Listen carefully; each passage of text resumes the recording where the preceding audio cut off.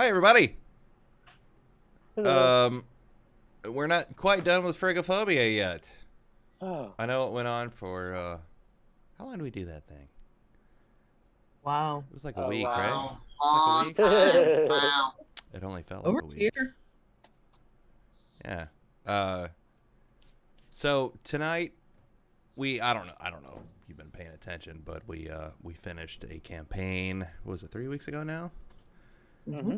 3 weeks ago, we finished our Frigiphobia campaign, which was based on, very loosely based, I imagine, on a D&D pre-published Wizards of the Coast module called Rime of the Ice Maiden?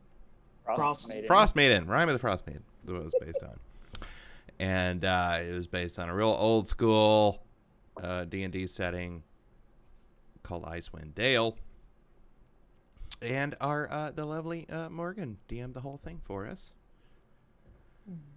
So tonight we thought we would jump on stream, get everybody back together one more time, and just kind of talk about our thoughts and work through our issues related to the game. You know, a little bit of therapy for us that have, unanswered questions.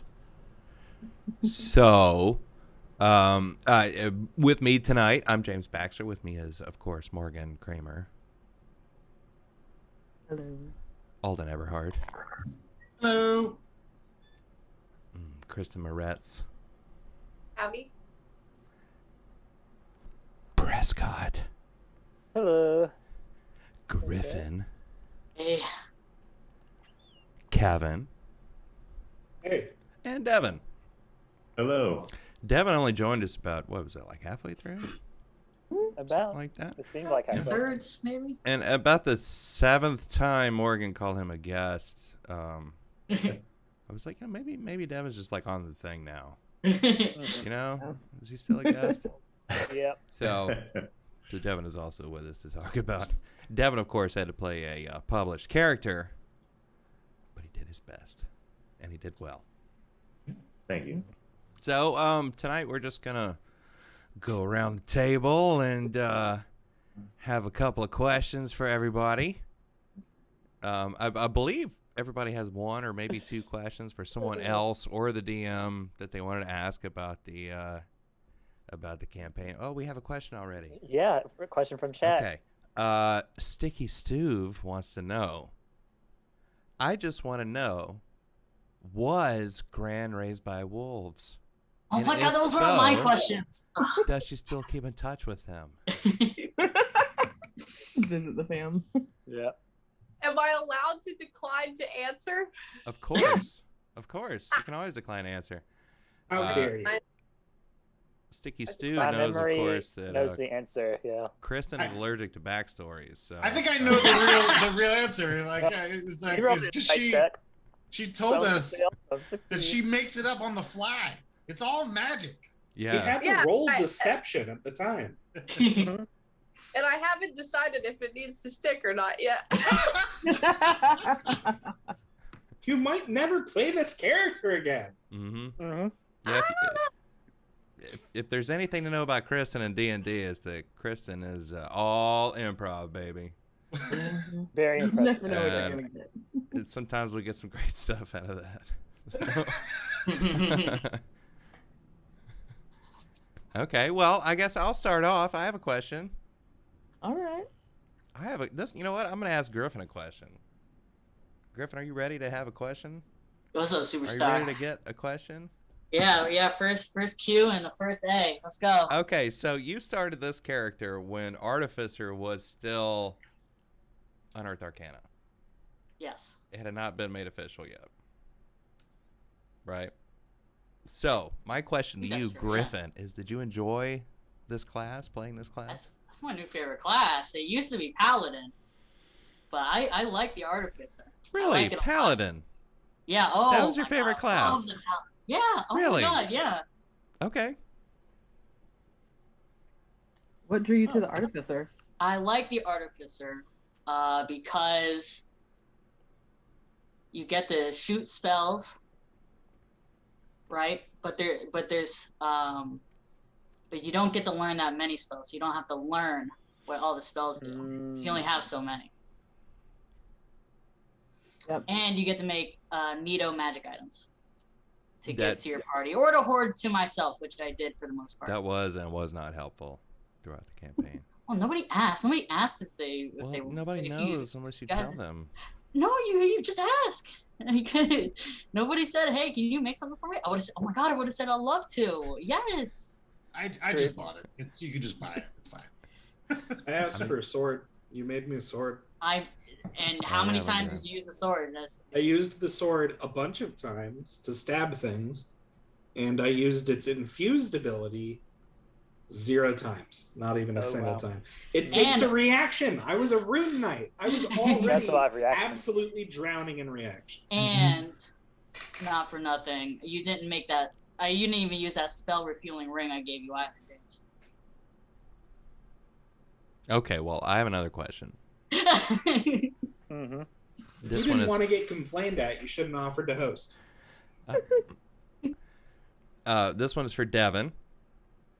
So you played a published character, yes, named Velen, who is a wizard who was in the book. And what I want to know is, was there a point in the campaign when you went off, when you did what you would have done instead of what Velen would have done? At any point in time, did you go off the rails a little bit with Velen? Did you, yeah. So I did adjust it slightly. They make, as written, Velen, I think, is far more like neutral, and more predisposed maybe to Kobold dead, resurrect immediately. One, to make it to where she kind of has better chemistry with the party, and 2, to make her a little bit more dynamic throughout the campaign, or my part in it. I want her to be, they do describe, I think, pretty much everyone who's a part of the Arcane Brotherhood as like they have various levels of maybe neutrality or even almost evil, but they're all like very brazen wizards. Like they think they are the shit, or are capable of doing whatever they want. So in her mind, like, oh, I've got, this whole party of heroes who can help me out. Let's do whatever. Like, who cares if we might risk death? There's so many of us. Velen can handle it probably in her mind. So, well, I mean, what's there to lose? So I kept that aspect more or less throughout the whole thing, ignoring even like the points of exhaustion towards the end. Although with Spell Sniper, it really adjusts how much speed matters. One thing I did want to do is initially she's despite her brazenness, is self-aware that obtaining the codicil is probably near impossible alone.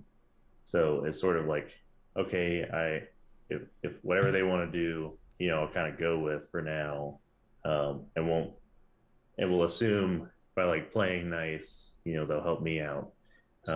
But kind of grew to like the party over time, and was more willing maybe than initially to veer off the beaten path, or prioritize things that her character has written probably wouldn't care even an ounce about, like a dragon egg. So I wanted to make her neutral, but warming up to party, to where it wouldn't be so weird if she maybe continued to hang out with a party after quest. Okay, that makes sense. So you took what Morgan gave you, or what Wizards of the Coast gave you, and you kind of ran with it a little bit. Okay. Mm-hmm. Well, and I'll jump in there and say that Devin did a really good job. Early on, we definitely played it a little closer to the book with what Velen was bringing to the party. And then the chemistry just between you guys as players really kind of opened up some doors. And we still had to preserve some really core elements of Velen's motivations and some of her decision making. But a few sessions in, I mean, I pretty much let Devin take the reins. We moved even away from the published stat block so Devin could make a character sheet. And I think the choices that Devin made were really smart with developing a character that, like you said, was dynamic and fit sort of an empty spot in this very unusual party configuration, but still kept everyone on track with pursuing those very clearly defined goals. And yeah, I think it worked really well for this kind of party. Okay. My next question is for Kevin. It's similar to the question I asked Griffin a second ago because you went with Rune Knight. To great effect throughout this campaign. And I just want to know, I mean, I believe, I might be wrong about that, but I think it was also an Earth Arcana when you first started it, right? Well, actually, that was a little bit controversial initially, but between me and Morgan, because I ended up sort of slapping together. Was there drama? Because, well, no, it wasn't like dramatic. We're both very on top of things, normal people. So it was just a little bit of a decision point. She didn't like the Cloud Rune? No. I like the Cloud None of Rune. that. I really sure like didn't the Cloud the Rune. Cloud Rune. I'm sure she wasn't thrilled about the Cloud Rune, but that's just rules as written. The thing that was problematic was that up front, I was actually originally planning to go a thief samurai fighter multi-class. But that was always pending the release of Tasha's Cauldron of Everything, which I knew would probably have like an effect on where I wanted to take the character. So up front, the fact that I was very much building Ryston as a face, but like, I mean, I picked Changeling as my race. I did all this stuff. And I also still didn't want to like veer far off of Fighter because I'd never played Fighter, And so what I wound up with was a level of Thief that I took almost entirely for skill expertise that then absolutely started to be pointless by like level 5. And so I had to beg Morgan to let me remove the Thief level and change it to a Fighter level, which she did. And it really improved how much I was enjoying playing Ryston to be pure Rune Knight fighter. But really, Rune Knight, the fact that it came out before we hit level 4, the fact that Tasha's released before level 4 was very helpful for me in terms of I just got to choose Rune Knight as the subclass. And Fire Rune and Cloud Rune were right there. And Cloud Rune gives you advantage on deception checks by default, just by itself. So that was really what I wanted for the character. So Ryston's thing was always that he was trying to be the smartest guy in the room, and obviously not the smartest guy in the room a lot of the time, but like would lie and kind of connive to try and feel like he was nailing it. And eventually that was the pronouns thing got a little fussy. Morgan does respond pretty well to begging. It's true. From a and DM, she does. That behavior, I've got to know, Kevin, how much of that sort of, I don't want to say shifty because it has just inherently negative connotations, but that sort of malleability and adaptability, especially leaning into skills like deception, persuasion, how much of that stems from where Ryston grew up? Because Baldur's Gate, especially in a family of, at some point, pretty high standing in Baldur's Gate, that's no small feat. So how much of that would be coming from the kind of upbringing that Ryston had? It's 100% that. I picked the way that the character was built was initially I said I want to play fighter, and then I said I am not going to be able to give up charisma. I am not going to be able to play a character that doesn't talk all the time. I'm just going to fail to do that if I try. So I need to be a charismatic fighter. So like I hit deception as like an easier skill to boost initially than persuasion. And just sort of went like, okay, deceptive fighter, noble background. I'm really into Baldur's Gate right now because I'm like, I was replaying like Baldur's Gate 1 and 2, the old CRPGs, and it was just really like immersed in that lore. So it was definitely all one thing really during the character creation. And Ryston's like, yeah, shiftiness is exactly the word for it, I think, because it was like hard to nail Ryston to anything. But the only like really concrete facts that I had for Ryston that were like sacrosanct from like improvisational change were noble family that is now near destitute, and like that he has a really positive relationship with, and then like I wasn't even married to the idea of him actually having been a part of the Flaming Fist. You know, I figured that might be a lie when I first said it. But Yeah. Okay, well, I have Kristen can't stay with us all night tonight, so I have a question for Kristen before she has to leave. Kristen, Okay. we it's already been established that you don't do backstory, and I love that about you, honestly. You let the story unfold, and that kind of gives you stuff about your character, right? So, my question to you is, for this one campaign, what pivotal moments defined Gran as a character? Good one. So there were a couple, but I guess the one that was probably the most interesting, and the part that unfortunately happened, I think the second to last, or if not the last session, was the challenge that had to do with the child.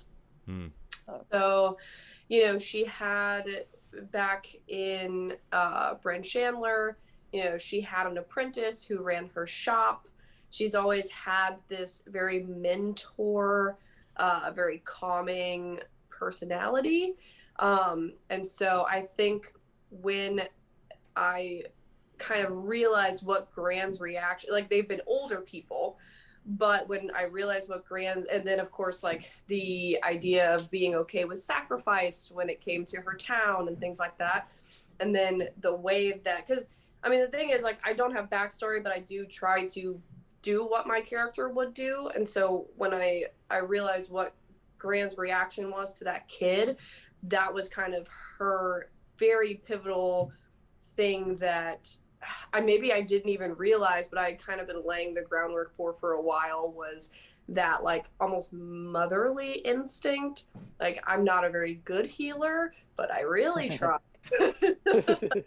You know, that kind of aspect. And so, you know, when Gran came back to the room that the walrus was in or whatever, and Seal, she was like, you know, tearing up. That was kind of what that was a lot of regret from the way that she didn't get to live her life. And then this party kind of allowed a little bit of that. So that's, you know, one of the, I guess there's like 5 examples in there, but yeah. I think we saw the seed of that planted even after the Chartland Dragon attack, because there was the young kid, Jameson, with his mother, that Gran immediately wanted to make sure that this harrowing, terrible event didn't imprint this inherent fear of draconic creatures in him. And you just immediately connected with this small child and just infused a bit of joy and magic into a really horrible situation. So I think that path was slowly forming itself even before you were aware of it. Yeah. And then as soon as that final challenge happened, I was like, holy crap, this is like the pivotal change of her character. And who knows what, if there's a third act, what that would mean. But yeah, I mean, that's that one. Well, if you want to see more of Kristen and her slapdash backstories, you can check her out on Endless Midnight Genesis, which we're doing on Monday nights. Yay. Cage is starting to come together. He's coming together. Together. Okay.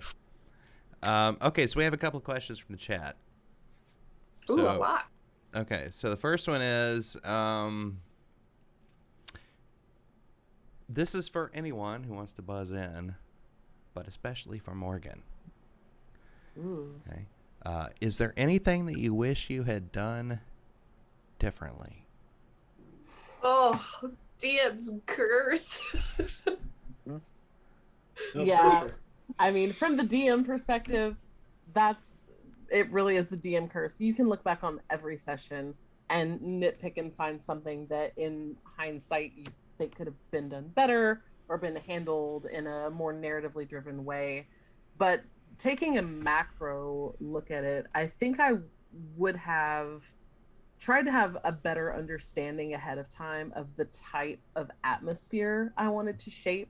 A lot of this adventure stems from just being such an inhospitable physical climate, but I think I might have wanted to lean into the horror element a little bit more. I think there were some isolated moments that kind of elevated that disconcerting feeling that the characters should be experiencing, but I think I would like to explore ways to spread that out and make it just sort of present throughout the campaign and just keep that discomfort always in the back of their minds, because I think it's not the jump scares that make good horror, it's that prolonged sense of something isn't quite right. Agreed. And I think I would lean into that a little bit more strongly. Well, let me just say, as one of the players in the campaign, that like I as a player wasn't exactly like scared of much, but in character as Ryston, I was like feeling the constant fear of death in literally every decision point that we ever hit. It was like if you feel like you didn't nail that, that's, I mean, I don't know what nailing it would No, look yeah, like, Ozzy, Ozzy. literally every time we came to like a fork in the road, I was like, okay, which way is instant death and which way is imminent prolonged death? Or the second time we saw that huge dragon flying overhead. Oh yeah, that was a little worrisome. And encounters. Time it was like, oh shit. And y'all rolled it too, and I was like, rolled. I mean, how do I give them this encounter without immediately just wiping them out? So, I mean, a lot of the stuff with our Veaturis was purely improvisational. Just because she's such a fun character. She has lore well beyond this adventure that was really, really fun to read up on. And I love dragons because they make such a unique opportunity for really uniquely crafted villainous type creatures, especially with chromatic dragons. So I'm glad you mentioned her. She was a lot of fun. I mean, and Gran's name on episode 1, Gran's name was on a list of freaking characters. Yeah. On a rollable table. Yeah. And that could have happened. It was entirely possible that your name would have been drawn, and then it would be up to you guys to see how that unfolded. It was a literal rollable table I had. It was bad enough as it was. Yep. That was, you want to talk about horror. The idea that at any point, if we took too long, if we rested for too long, if we just let the cold go on for any amount of time more than necessary, the 10 towns were just going to send more people off into the cold. And I don't know if y'all kept track of the days, but there was another cycle. I had a feeling there was one. I didn't keep full track, but I was like, I think there's one more, but I'm not sure how close we were to it. It was just when y'all past were, it, or when y'all were going to meet up with Angajuk for the first time. That was a lunar cycle. Okay, well, I got another question from the chat here. And was there any moment that elicited an emotional reaction that you didn't expect. I'm going to take this one myself. I'm going to throw it to someone else. Okay. There were two, actually. One was the one we were just talking about, where the person was selected by lottery and had to just walk off into the winter. Okay? Take all their clothes off. Kelgore. His name was Rest Kelgore. in power, brother. That was number one. I don't know, something about... I mean, yeah, Ozzy, yes, but also myself personally. I just took that the wrong... You know what I mean? Like, I just felt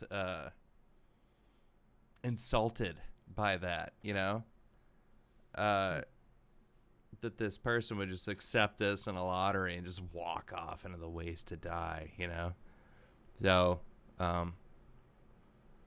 why did that bother Ozzy so much? I mean, I don't know why it bothered me so much, but it did. It bothered Ozzy because it bothered me, honestly. You know, like sometimes our own feelings permeate into our characters, and it really bothered me. But I liked that moment. I liked that Ozzy was like out there, like, you guys are all insane. Why are you doing this? And we're just like, I mean, look, man, it's the established thing that's happening right now. And he's like, why is everyone okay with that? And I'm like, Zadrin was definitely more, Zadrin is definitely more of like a proof of concepts. Like, this is why the Raven Queen sent me, and this is why I'm here to stop. This is why there's all this stuff. Right? Like, okay, we gotta take care of Auril. We gotta go. I mean, Ozzy is a chaotic character, and his backstory was that he killed the Xanathar's goldfish by accident. We remember that. And that's why he was in Spine of the Worlds, because he was running from the Xanathar. And even in the Xanathar's world, things aren't that brutal. You know what I mean? Like, it just, I don't know, just rubbed him the wrong way.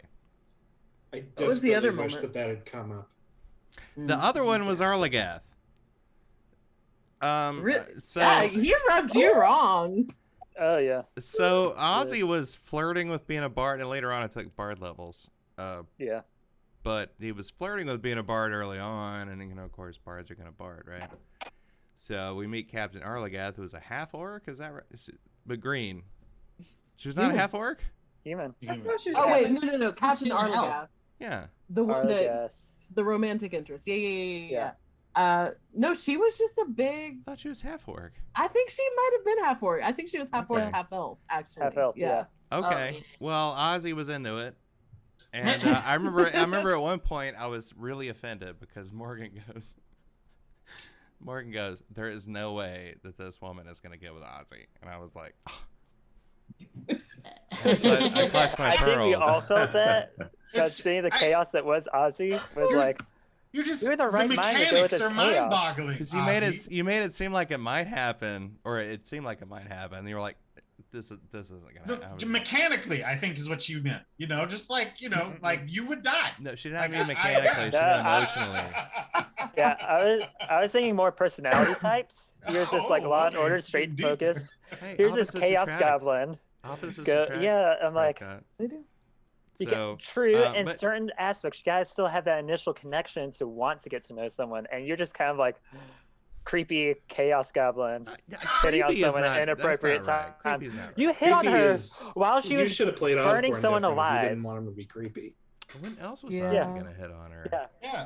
Yeah, exactly. She was burning a wizard alive. The most fun you had playing Osborne was going like, Osborne does something deeply unsettling.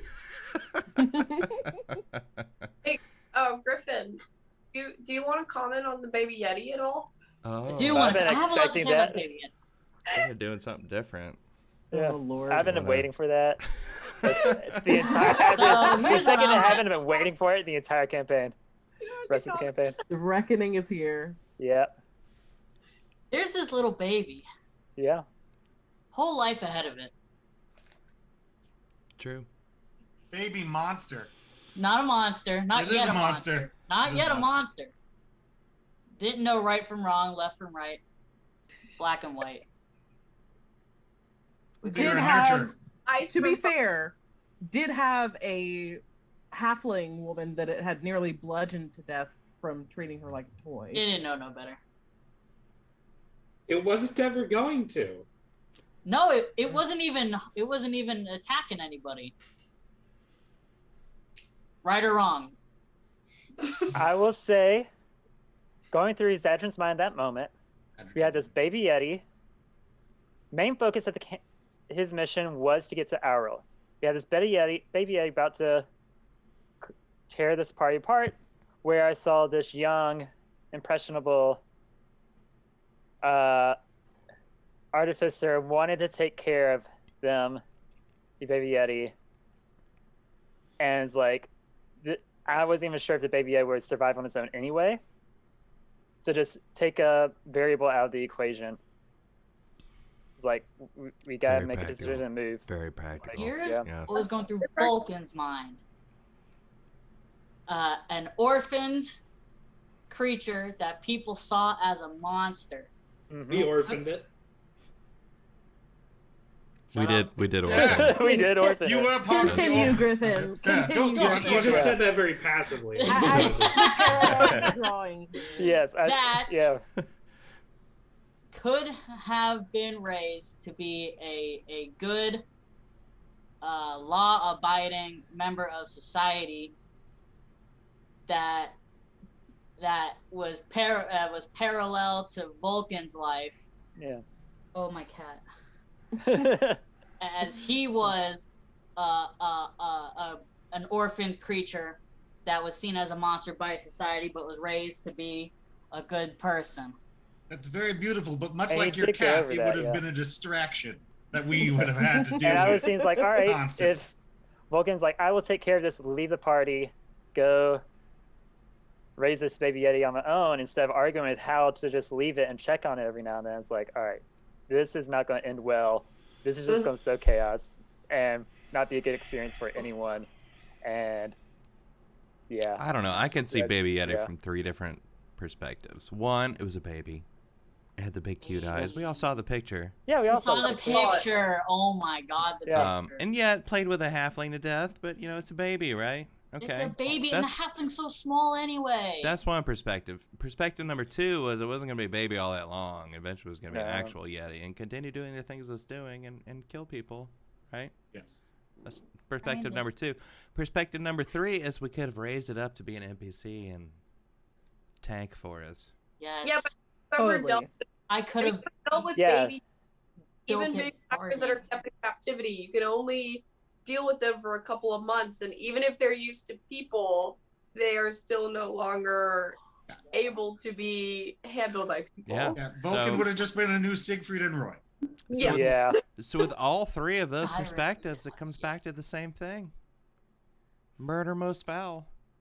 Morgan, do you have a DM word of God on how tameable and fixable the baby Yeti was? I could have fixed him. I will say, and this is possibly worth consideration with this recent acquisition of the dragon egg, any creature with some degree of intelligence can be taught or trained or molded as it's brought up. But those kind of efforts require an extenuating amount of time, dedicated effort, neither of which your party was in the position to offer this Yeti. Definitely not. Once again. But you're saying there's a chance. Once again. He did nothing wrong. If you left the party and went home with this baby Yeti. I mean, we'd already killed his parents. Might as well go all the way. You know? Yeah. Oh. That's really an important part of this whole puzzle. Is the Yeti will remain our hot button issue, but I'm interested to hear from others if there were any unexpected emotional moments. I had a really one that hit weird that I kind of had to sit on for a while before I made sense of it, which was when Ryston was keeping watch on the mountaintop after the crashed Mind Flayer ship. Oh, yeah. And a vision of his parents' house ransacked appeared off of a cliff directly in front of him. And he's already sitting in the cold, hating everything about this trip that he's sent himself on. And then, like, that moment of, like, what? Because the thought that I had there was, what am I doing here? My parents might need me right now. Why am I off somewhere in search of like on like this like quixotic like make my money in the wilderness and come back to save everyone trip when I could have just been at home and helped? And really that was question. Like that was when I decided that like Ryston's thing was going to be he wants to bring his parents to Icewind Dale, not the other way around. Because I think that was like it was far enough in that I was like, there is no like we're not going to run into a magic sword that Ryston can use to save his family. We're not going to run into a ancient money pit that has enough cash in it to like fix his family problems. This is the Dale is the resource here. It is the only thing that can save his family in the Dale is the Dale itself, and like through helping it he can help them, kind of thing. Like build reputation. So that was also when Ryston like focused up more on saving the Dale as opposed to making money. But yeah, the fact that mystical vision of his ruined childhood home was definitely not something I expected to show up at any point in the trip. Morgan is cruel. I am. Morgan has a question for Alden. Oh. And I think I got a little heavy-handed with this in the end, but it was really just poking and prodding to see what you would do. What do you think is in Wilhelm's mind currently with this new deity reaching out to him after spending so long in service to your war god? He's got multiple deities in his corner, and then he's got other influences working on him. And I'm trying to take all of that into consideration. So he's really on a knife's edge here. And you asked us to think about what we would do during this downtime, and I'm going back after that Dragonborn guard. So he's not in a good place, I think, Wilhelm, because he doesn't know he feels like he's adrift in the wind. And it's funny because it's like, no, you're not Wilhelm. You've got multiple gods are beseeching you to act in your favor. And he's like, but why wasn't the first one enough? And then now he's like, well, I guess I am here to handle these things myself. Okay. All right, I like that. I can work with that. Well, we got another question from the chat. And I will direct this. I'm going to direct this one to Prescott. Okay. Because I think it applies to Prescott. How is the character creation affected by the horror themes? Ooh. So, did you make the characters normally, or did you have a different approach? I had a slightly different approach, but some of the backstory options that Morgan gave, I kind of felt inspired by, especially with the new subrace of Shadowkai Elf. I really wanted to jump on that. So that influenced my choice more of wanting to do that. Also, kind of reading up on Shadowkai, they're more of emotionless people race. So, and that's kind of how I am. Like, I don't like horror movies because suspense kills me in horror movies. But how I play D&D is hard to kind of like get me to really connect the stories. Like, okay, cool, that's a nice story. I can see how that's going, or it would be fun. And then trying to think and role play in my character how they would do. So I kind of like wanted to play into that aspect of myself. It's like, okay, death being just another aspect, next chapter of life, great. Let's play into that. Let's use that. Because yeah, I've had character deaths, and I've always used it as like, oh damn, they've had a good run. Let's see how my next character kind of plays into this, and can they fill the same shoes? Or now that I know the party dynamics, can I play into that? So that was kind of my mindset with character creation is death being not a non-issue, being a non-issue really, inevitable, and also having a free teleport is awesome. So definitely like that. Free Misty Step was the main of the biggest part in Cellar. I'm like, okay. Graham, would you like to add something to that? No, I actually wanted to ask a Meta Morgan question. Oh. Oh yeah, I have one of those too. I love those. So I felt like our party, really our alignment, even though misguided sometimes, was overall good. We really were just trying to save the realm, saving individuals. Baby Yeti is still, but overall, we really were trying to do the good, for the good of this general realm. Mm-hmm. So the final set of puzzles that we had, I really felt like the answers were easy, but also that is because we were dealing with someone who is obviously evil, so they might not have a good-hearted answer to those questions. So this is strictly metagame. I know you're going off of the book. So did the puzzles feel easy because of the way we played, or were they just kind of easy puzzles? I think you're absolutely right. I think it really does call back a lot to your party's alignment. And for our viewers out there, I was kind of upfront with everyone before those games when we were getting into that sort of final arc of the trials with Ariel, that they try and metagame and overthink the process and really just react as their characters would, because there was absolutely a chance to fail those trials, and the answer to what needed to be done was pretty apparent in each of them. But the test was not figuring out the answer. It was whether your character would either be able to survive the trial they were being put through, in those cases of it being sequential dice rolls, or would be morally willing to do what needed to be done, especially, for example, the trial of cruelty, allowing for sacrifice or killing someone to step in for those position sacrifices. The ways you could have failed that test were doing nothing or preventing the sacrifice altogether and leaving the tribe to starve. Essentially, bloodshed had to occur for that trial to be successful.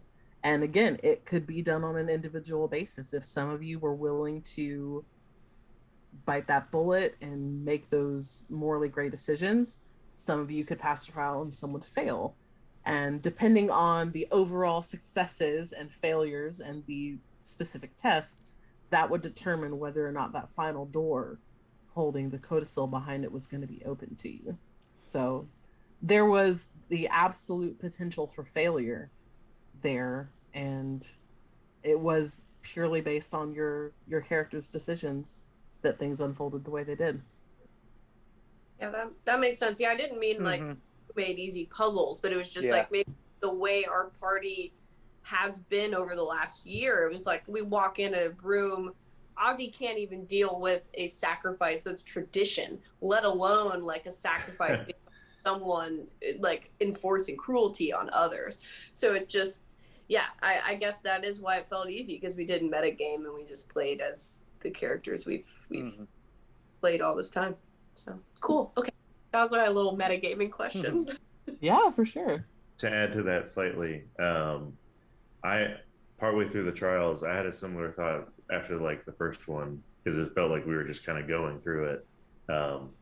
I started to interpret it, and I think maybe Velen, in turn, was it's less we're doing, puzzles with the, if you're clever enough, maybe you'll get the reward, and more Aurel is if you want to get to either her goods or get to whatever's behind this door, this is the way of the world, just all together in her mind, and in order to these are the ideals, because I am collectively the god of this place, So like what we were experiencing was less like trials and more like this is just what it is. And if you don't accept it, then you don't get anything. And so looking at it from that angle and seeing like each character's reaction to Arl's version of the way the world works, I think was also very interesting, especially for cruelty and preservation. For sure. Zadrin is definitely questioning whether it was worthwhile or not through it. It's like, we're doing an evil god's trials. What does an evil god have behind in a treasure trove? Like, is it actually worthwhile to remove her influence?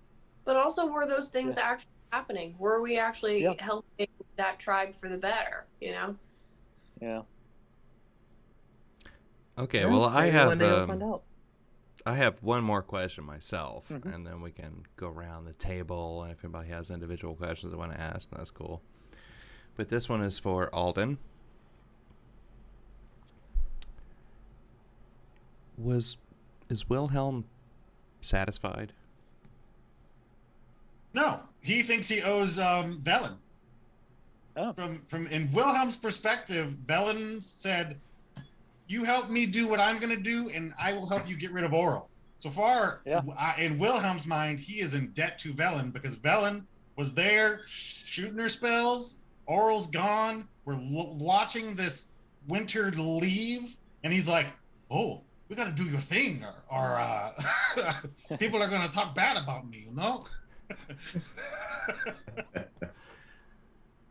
Man of honor. Yeah. Wow. Okay, so there's more for Wilhelm to do, is what you're saying. Yeah. Okay. And he also is a guileless guy, as you can tell. So he doesn't, like, you guys are all like, "Oh, this Velen character," and Wilhelm's like, "No, what are you talking about? She did what she said she was going to do. Like, she let you look at the book." I was supposed of her the entire time. Yeah. He needs Ozzy to whisper in his ear and be like, you know, maybe you should rethink that. But so for right now, it's just like, Velen and my buddy Velen, let's go. Yep. I was like, mission comes first. Okay. Another help to defeat Arrow. So, since you asked me a question, I'm going to pop a question over to Prescott. Okay. If once we bully Morgan into doing the second half of this campaign, who the hell are you going to play? No fucking clue. So you're just going to come in with something new? Yeah. I'm like, wait, what the hell is happening here? We aren't done yet, Prescott. Yeah. It was. It's interesting to think about what would have made Zadrin stay versus him going. In Zadrin's mind, y'all are pure chaos. Not just Zadrin's mind. He would like a more straightforward group. So that's kind of like why he didn't really hesitate too long to like then go back home. Like it's more like I proved myself. I did my first mission that I was sent on. Makes sense. First, like I'm an adult now kind of thing. I'm an accepted member of this group of the Shadowfell kind of thing. Okay, cool. But if I do come back, I would maybe come back as, now that you mention it, the old Dragonboard guard that we ran into. That I forgot his name. That'd be cool. Mm-hmm. Inspired by, that'd be interesting. Someone that we've ran into, didn't get to know too well. So it's still an open book for me to play around with, or a closed book for me to play around with. And the one guy we had a positive reaction with. Yes.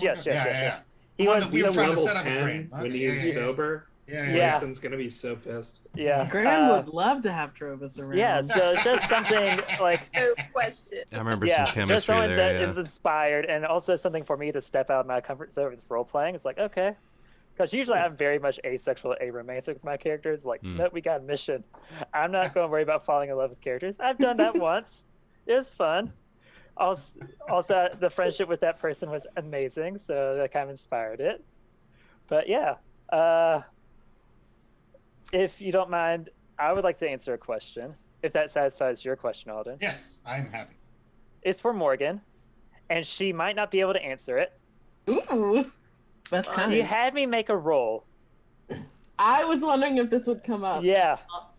And are we allowed to talk about? Okay. Everyone had to make this roll. Yeah. You may remember I messaged each of you and asked you to keep it confidential. And didn't really give you much information on what that role was about. There was a doppelganger at one point that attempted to infiltrate your party and was unable to do so thanks to all the rolls he made.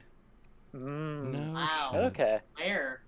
But in case someone failed, I think pretty much blatantly lied to all of you saying that only you're having to roll this, so don't mention it to anyone. Yeah, I figured because it was a I didn't know. thing, and it just never came up. Amazing. I don't think any of us know. believed it was only us. Yeah, no, we knew it wasn't only us. Yeah. I know. I'm not that. Yeah. But yeah, You gotta say it. We gotta pretend we believe it. No, I trust you. I believed you, Morgan. I believe. Me and Griffin were like, ooh. I kept going. Who's a doppelganger? Is anyone a doppelganger? Who's going to stab me in the back? Who's going to stab someone else in the back?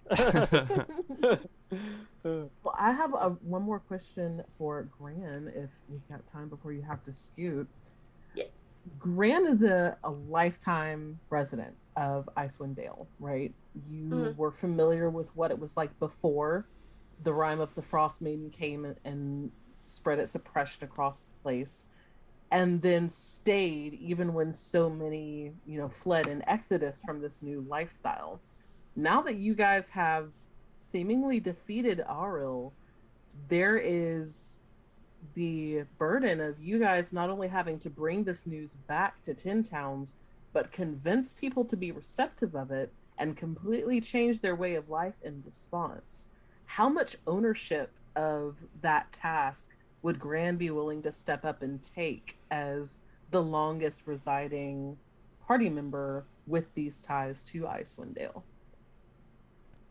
I mean, I think as much as she needs. I don't think Gran really has a lot of hubris or is even going to take credit for what piece of, this positive, I'm hoping positive change has to come with it. So, she's not leaving. She's not here to be a hero. I'm not in this group to be a hero. I'm here to care for the town.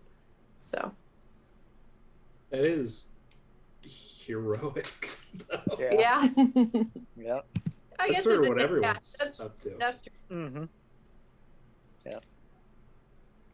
Guess that'd be something Zadrin might keep an eye on that you bring up, because in the moment he wasn't thinking about that, but now bringing it back up is if these sacrifices continue for no reason, or they try to happen, and because that was the thing that made the Raven Queen come and send someone to be like, hey, there's too many deaths, we got to take care of this. If that had continued, or something like that had continued, then I would be like, we need some sign down there. No, this is. But hopefully, and I think Wilhelm potentially too, being longer-term members of that society, if there is changes needed, I mean, who are you going to listen to? Ideally, the elders who have lived through the before, the after, and the in-between. So hopefully that comes to her advantage. I'm not saying it will, but she would like to hope it does. Okay. Yeah. Can I answer that question too?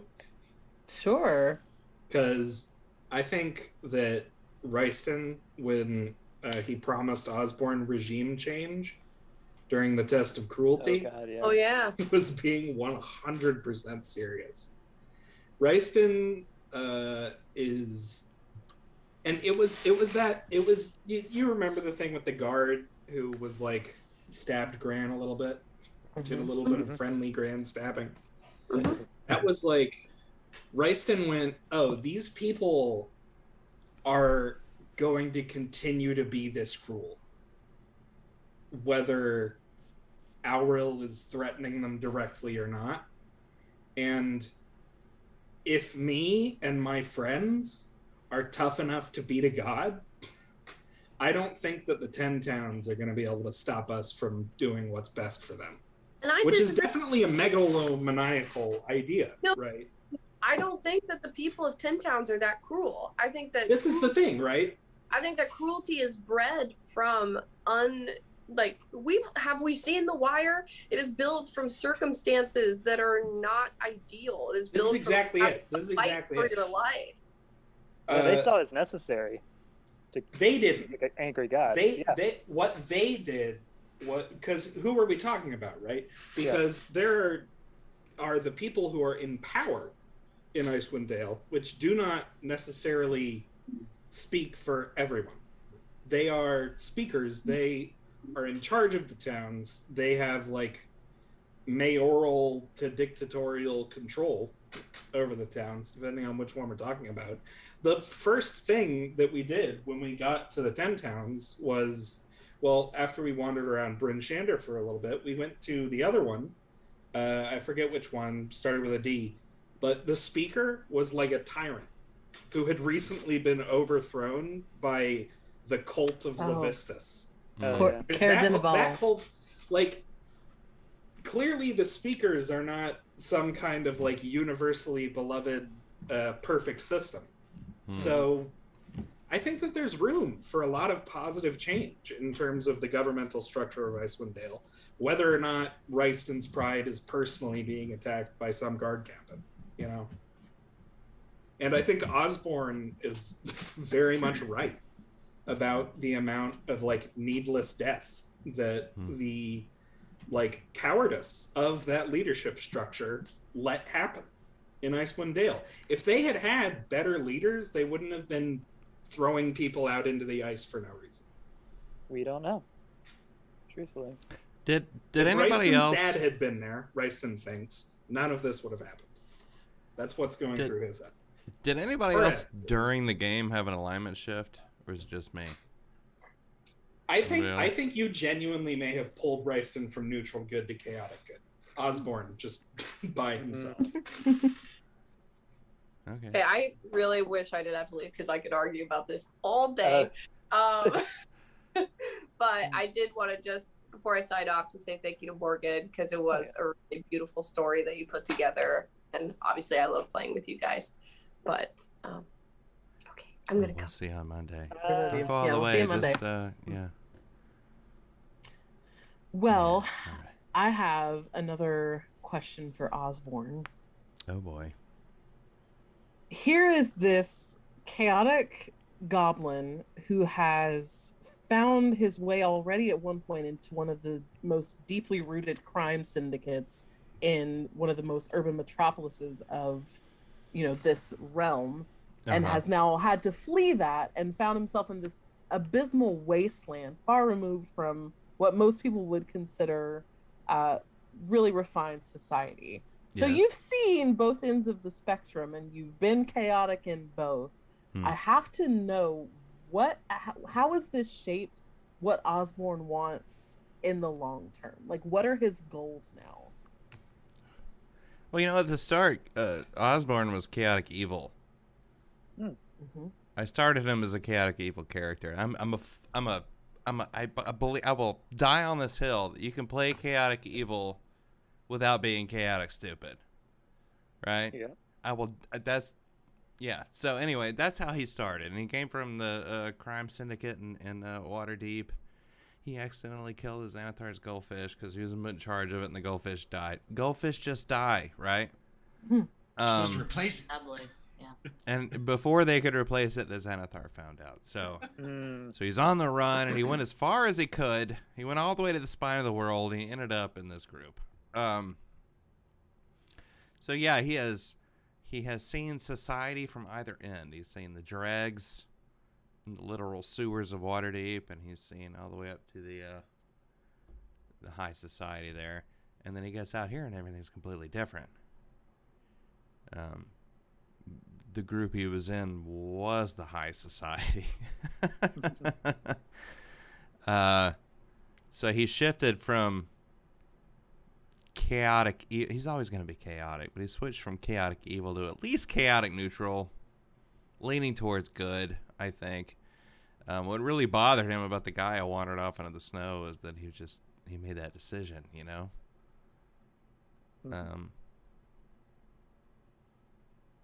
So I think in the future, I mean, after this game ends, he's probably going to go back and hit on Arlegath some more. Hang around. He doesn't really have anything else to do. He can't go south. So, and he gets cold very easily. He's so little. Yeah, he doesn't have a lot of fat or muscle tissue to keep him warm, so. He's just tiny.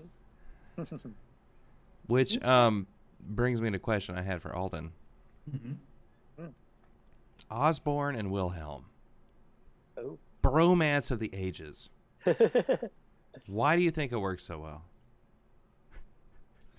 Because obviously Wilhelm is just down for the chaos. Like, you know, there's no reason to deny chaos in your life. He just embraced it, let it wash over him, and he was just like, yeah, went with the flow. But unfortunately, he's got other things pulling him in other directions. So I don't know, man.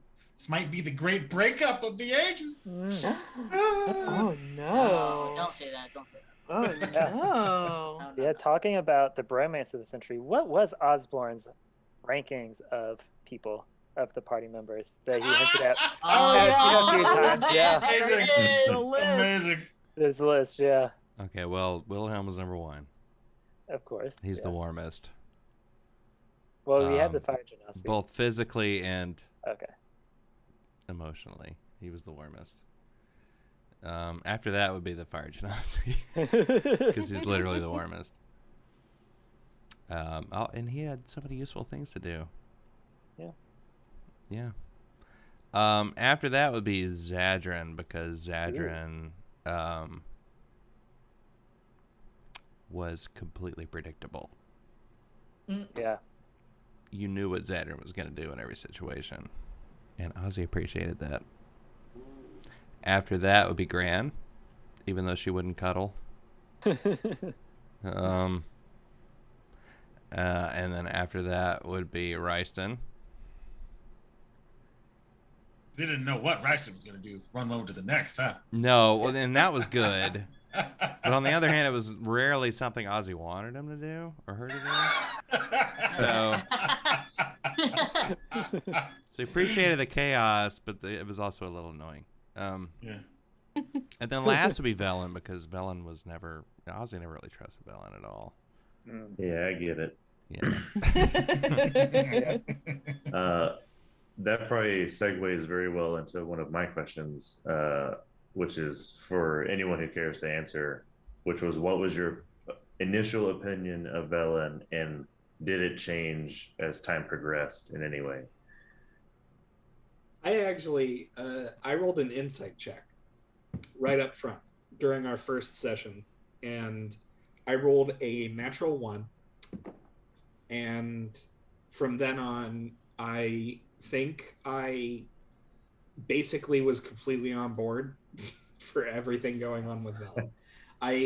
Because I decided, how does Ryston fail to get a handle on a powerful older woman?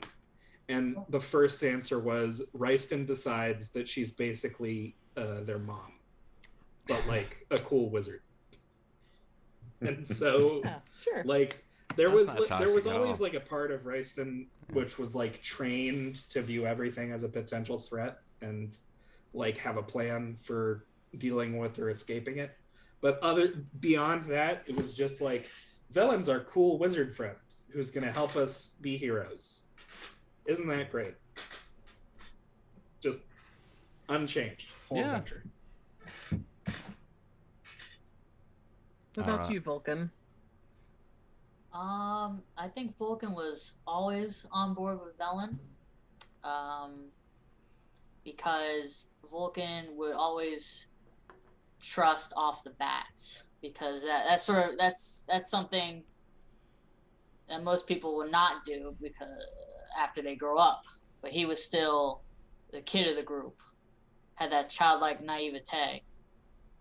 So what's one more friend and her goofy pack of zombie kobolds? Yeah. Which I loved, by the way. I loved how the kobolds just kept dwindling every session. They just kept dying off until that last one that just walked away, and they were all gone. That turned into a little so initially, before I knew any of the characters really, the idea in my head would be like, as soon as one of them is dead, just raise from dead, like no question, no hesitation.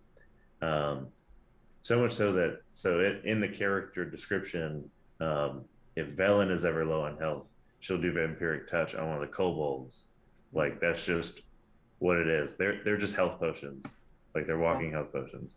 And then in order to make sure there was no like party conflict, with Zadrin, I neglected to raise any dead. And so then it was like, a part of me was trying to think of, well, what would be funny ways, basically, that they die. Because I wouldn't, there's no way Velen would like treat them with any kind of like, they wouldn't get any sort of handicap or special treatment in terms of like trying to protect them from what we're doing, because none of the party is getting that. They're effectively just other members of the party of lesser value to like relative to the other like actual people. So like the sled dogs, but not as cute. Yeah. Yeah. So every time one more or less died, I was like, or I thought one might die.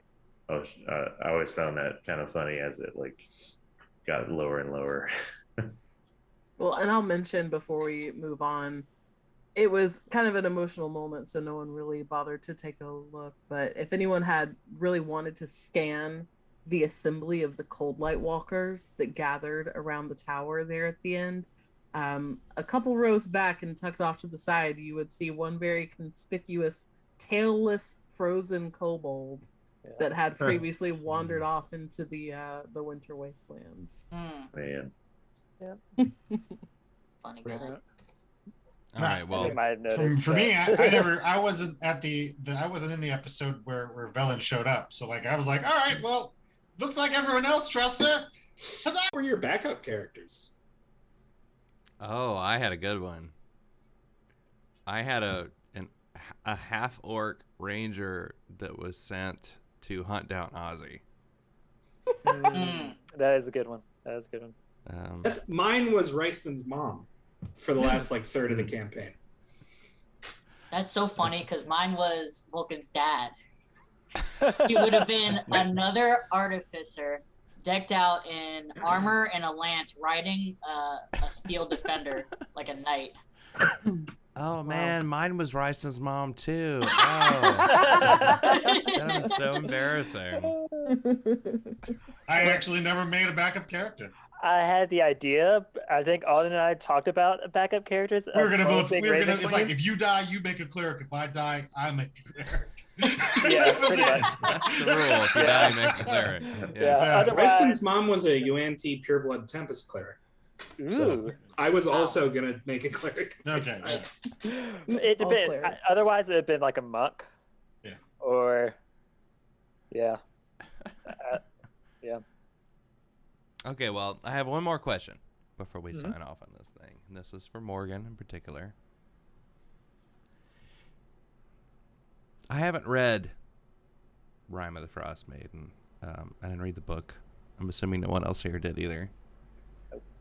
How far off the rails did we go? I wouldn't say you really went far off the rails. You definitely took a much more beeline direct approach to a lot of your goals, which at some points were kind of required just the way things were unfolding, especially once the Tartlan Dragon was loose from Zardarok's keep. That was a ticking clock mechanically in the book. as well as for how you approach that issue. But beyond that, there was a lot of room for exploration of Icewind Dale. You heard a lot of rumors throughout that were, little seeds that could have been planted and followed up on and grown into actual plot hooks. I think more of the custom tailoring the game came from, little tips and tricks to try and get under your skin. The thing with Rayson having that almost mirage-like apparition on his watch was just a manifestation of Auril's cruelty really testing his resolve. And I think there were some moments that I tried to put out there for all of you to get under your skin like that, but that was really where I tried to make it my own.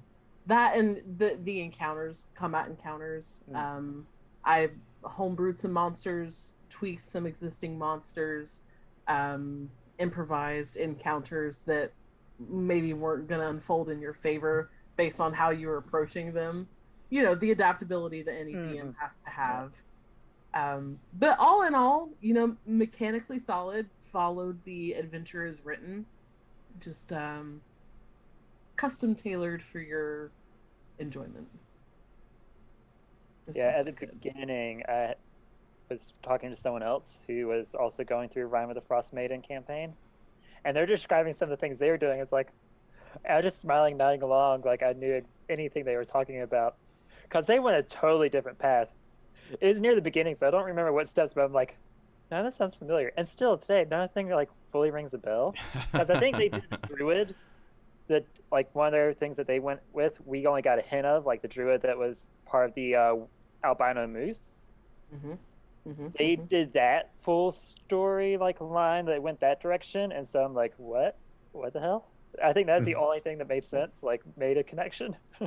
Part of that is the way the adventure was written too. I mean, y'all only visited 4, maybe 5 of the 10 towns, and now several have been destroyed that you never visited. So, I mean, that right there wipes the slate of some possibilities. But the way the adventure is crafted is you have a bunch of different potential early plot threads you can follow to level up your characters. From there, you either dive straight into the core plot, the stuff with Zardarok, the dragon, then Auril, or you have the freedom to keep exploring Icewind Dale, and it was really just up to you guys how you wanted to do it. And I think with this group being as chaotic as you are, I think sort of keeping that very direct path worked well without being stifling for you guys. Yeah, or at least I hope. Zedrin would have tried to start doing more of a direct path. Like, it's like, I know we're not strong enough to do this. He got a sense of that when he like looked over the vast expanse and saw a Nightlight Walker roaming around every now and then. I'm like, one was hard enough. We need to kind of get a little bit more experience in our belt. But yeah, after certain points, he's like, okay, I need to figure out how to push these people in towards Auril. But then there was something in the campaign that kind of like pulled us back onto that track. So I was like, okay, we're good. I want to mention the Chwinga. Yeah. The Chwinga. I remember the Chwinga. Yeah. I love the Chwinga. That was cool. That was fun. I kind of shifted that to base it off of the Kodama from Princess Mononoke.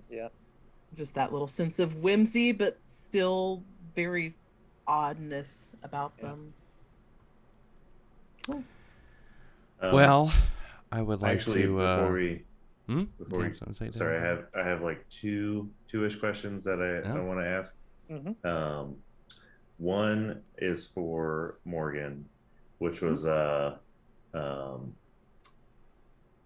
this was kind of already asked a little bit, but were there parts of the campaign where you did have to like steer us back on track, or were there like sections of the campaign that you had a hard time trying to predict how we would react?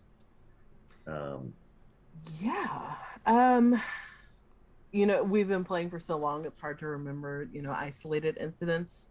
I will say there were a lot of opportunities to throw more at you that might have led to being a bit more of a distraction than I felt we wanted at where we were in the campaign. For example, Engajuk, the sperm whale, there's a lot more written that you have to do to earn the trust of this creature and get it to be willing to assist you but part of it too was just trying to weigh the return on those kind of time investments. You know, what is the kind of stuff y'all seem to enjoy? And a lot of those like errand-based missions, especially the ones really early on, felt kind of grindy, at least from the way it seemed y'all were experiencing them. So I figured we would just cut those out. So steering with a light touch, but more so just consolidating in a way that I hoped would keep everyone engaged and invested in things that were unfolding session to session. Cool. The other question is for Kevin, which was, were all of Ryson's rants improv? The long-winded nature of some of them are like, at the barest minimum, impressive. But you'll do one like mid-combat, during travel, just sort of observationally. How did you decide like when to begin a rant? I never actively decided to rant as Ryston.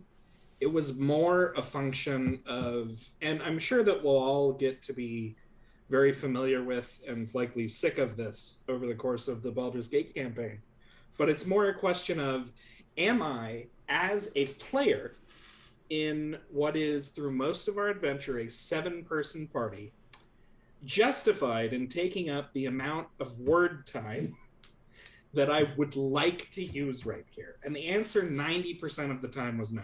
I wanted to rant every time anything happened. Well, you showed amazing restraint in that case.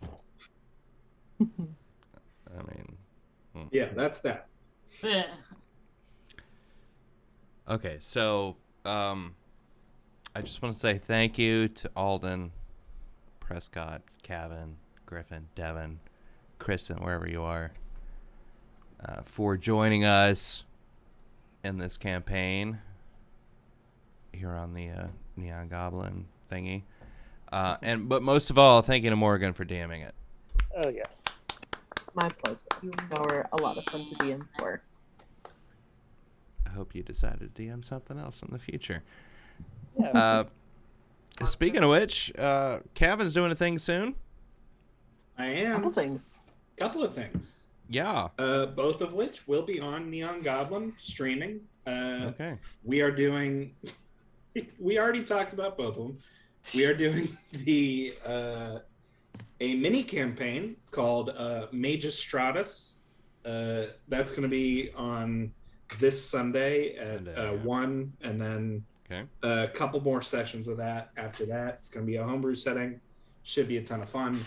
And then we're doing a full campaign of Baldur's Gate Sent into Avernus. And I think that'll be on Wednesday. Yeah, that's going to be essentially in this time slot. Okay, awesome. And you'll be able to see Morgan some more and Alden during Endless Midnight Genesis, which is on Monday. Which is awesome, by the way. I've been watching it. I've enjoyed it. Mm-hmm. Oh, a question about that. What's the timeline on the podcast element of that being released and where? It's coming soon. Okay. Yeah, I'm just going to keep saying soon. Okay. But it is soon. Okay. So that will be released as a podcast, which is my preferred format so far, is the podcast thing. I enjoyed it the most. Go listen to Endless Midnight. Yeah. I had so much fun with that, and my goal is to make Genesis as technologically correct, but what Endless Midnight should have been as far as the technology goes. That's where Genesis is going to be. So, is it going to be as good? I don't know. So far, so good. Yeah, so far, so great. I'm completely winging it. Exactly. So, this is as sandboxy as I get. So, so join us on Monday for that. Join us on Sunday for Magistratus. Join us on Sunday for that, and then Wednesdays we'll be doing Baldur's Gate. So we got a lot of things coming on with the future. And once again, Morgan, thank you for DMing this thing. I know it was a pain in the ass with these assholes. Yeah. Yeah. It was a lot of fun. Okay, well, we will see you soon here on the Young Goblin.